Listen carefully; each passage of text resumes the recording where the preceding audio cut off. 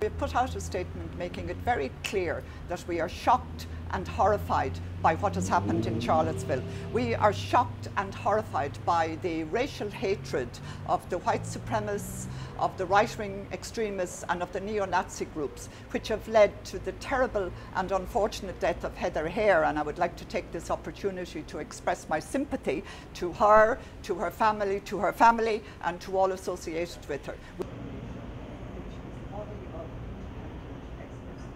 Well, I have to say that for us, this is the latest example of an increase in racial discrimination in the USA, an increase in racial discrimination that was very obvious to us in reports after the election last November, and indeed was obvious before that also in the 2015 report of the FBI. There was also, I'd have to say, a spike in racism in the UK after the Brexit referendum last year. So these are phenomena, I would say. There is a toxic global discourse that has developed over the past number of years, a toxic global discourse which in a way is also been propagated very directly by political leaders in various parts of the world. Conditions for a much more racially inclusive for US.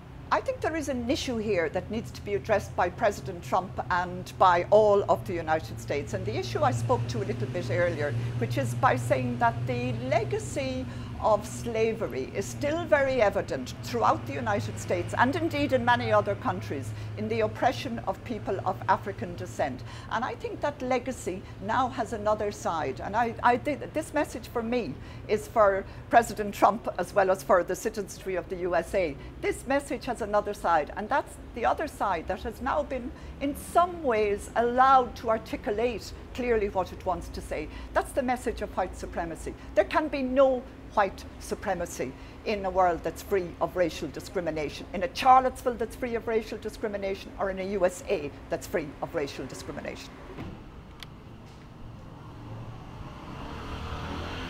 What we're saying to begin with is that prosecutions are not sufficient. They are absolutely crucial, and I commend the speed with which they are beginning to be made.